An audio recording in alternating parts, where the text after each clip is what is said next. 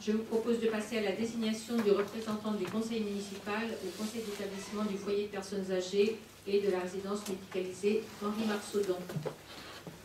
En application de la réglementation, un conseil d'établissement est constitué dans toutes les structures qui assurent notamment l'hébergement des personnes âgées. C'est ainsi qu'un conseil d'établissement a été créé au foyer de personnes âgées du Gros-Ciseaux et à la maison d'accueil pour personnes âgées médicalisée Henri Marsaudon. Il est composé de représentants des résidents, des familles, du personnel, du Centre communal d'action sociale et d'un représentant de la commune, lequel n'a que voix consultative. Les précédentes équipes municipales avaient élu le maire sur ce poste de représentation et je vous propose de l'occuper aussi pour le reste de la mandature. Qui s'oppose? Qui s'abstient? Je vous remercie.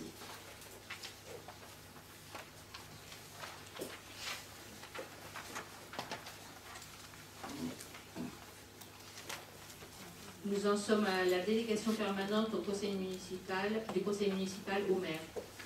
Entre deux réunions du conseil municipal, de nombreuses dispositions sont à prendre au quotidien pour assurer le fonctionnement des services, mettre en œuvre les orientations définies par le conseil, répondre à des situations particulières. C'est pourquoi, et afin de ne pas freiner l'activité municipale, le Code général des collectivités territoriales prévoit que le conseil municipal peut déléguer au maire un certain nombre de compétences bien définies par la loi. Ces décisions prises dans le cadre de ces délégations sont signées personnellement par le maire, à charge à lui d'en rendre compte au conseil municipal en application des articles du Code général des collectivités territoriales. Toutefois, il peut déléguer la signature de ces décisions à un adjoint, voire à un conseiller municipal, dans les conditions prévues. Enfin, l'exercice de la suppléance des décisions en cas d'empêchement du maire doit être expressément prévu dans la délibération portant délégation permanente. Chacun d'entre vous dispose sur sa table du projet de délibération. Je vous laisse le soin de le regarder.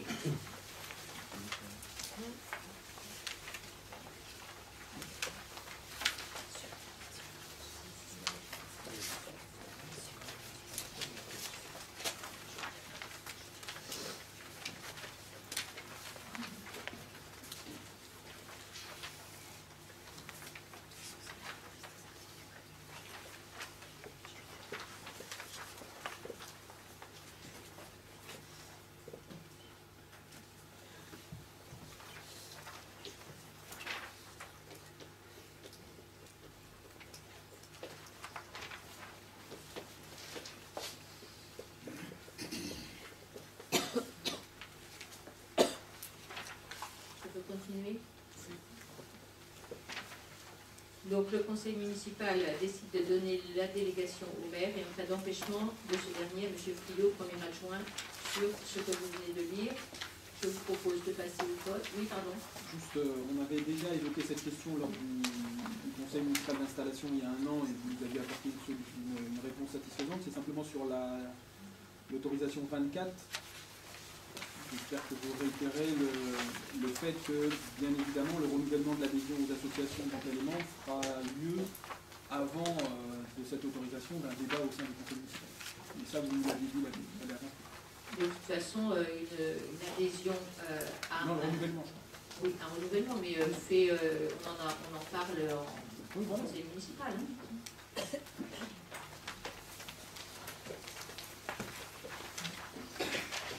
Qui s'oppose?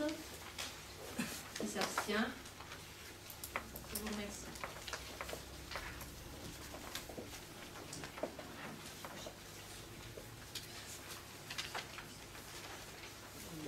Alors nous terminons avec la délibération numéro 12 qui est l'indemnité de fonction aux élus. En début de mandat, chaque conseil municipal doit délibérer afin de fixer le montant des indemnités des élus selon les circulaires concernés. Je vous rappelle que les fonctions de maire, d'adjoint et de conseiller municipal ne donnent pas lieu à rémunération. Cependant, les indemnités de fonction sont destinées à compenser les pertes de salaire et les frais inhérents à l'exercice d'un mandat d'élu. Les indemnités de fonction constituent pour les collectivités territoriales une dépense obligatoire. Y ont nécessairement droit le maire, les adjoints titulaires d'une délégation de fonction du maire, les conseillers municipaux également titulaires d'une délégation. Le plafond d'indemnité d'élu municipal varie en fonction de la tranche démographique de la commune. Il est calculé en se référant au montant du traitement correspondant à l'indice brut terminal de l'échelle indiciaire de la fonction publique. Pour les communes dont la population est comprise entre 3 500 et 9 999 habitants, l'indemnité maximale accordée au maire est égale à 55% du traitement correspondant à l'indice terminal de l'échelle indiciaire de la fonction publique, soit l'indice brut 1015. Pour les adjoints, celle-ci s'établit à 22% du même indice. Pour les conseillers municipaux titulaires d'une délégation, l'indemnité ne peut être supérieure à celle du maire et des adjoints. Elle doit en outre s'inscrire dans l'enveloppe maximale des indemnités calculées en additionnant les indemnités du maire et des adjoints. Le montant maximal mensuel brut de l'enveloppe est de 8 781,37 €, conformément au décret numéro 2015-297 du 16 mars 2015. Une majoration des indemnités de fonction sera apportée aux élus municipaux au titre des communes sièges des bureaux centralisateurs de canton, ce qui est le cas de Varennes-Vauzelles. Aussi, pour verser une indemnité aux conseillers titulaires d'une délégation, il appartient au conseil municipal de répartir un peu celle du maire et des adjoints.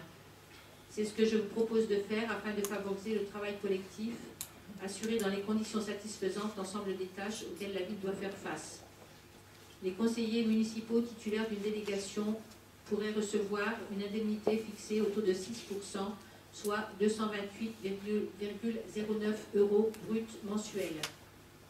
Les adjoints verraient leur indemnité fixée à 22% pour le premier adjoint, soit 836,32 € brut, et une majoration de bureau centralisateur de canton de 15%, soit 125,45 €. Pour les autres adjoints, une indemnité fixée à 18,06%, soit 686,55 € brut, et une majoration de bureau centralisateur de canton de 15%, soit 102,98 €. Celle du maire serait assise sur un taux de 52,57%, soit une indemnité brute de 1 998,43 € et une majoration de bureau centralisateur de canton de 15%, soit 299,77 €.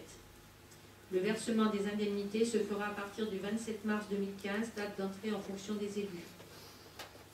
Avant de vous demander de vous prononcer, je vous donne la parole si vous souhaitez rajouter quelque chose.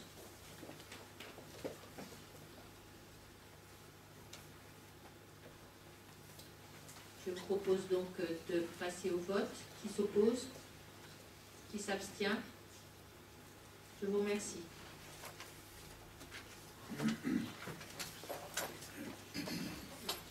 Donc, pour ce conseil municipal, nous en avons terminé avec toutes les désignations.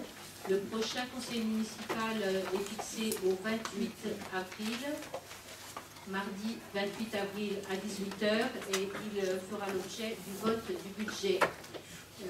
Vous avez des convocations qui sont ici pour les différentes commissions. Donc, ils vont vous être distribués. Je ne sais pas s'il y a des signatures. Non, il n'y a pas de signature ce soir.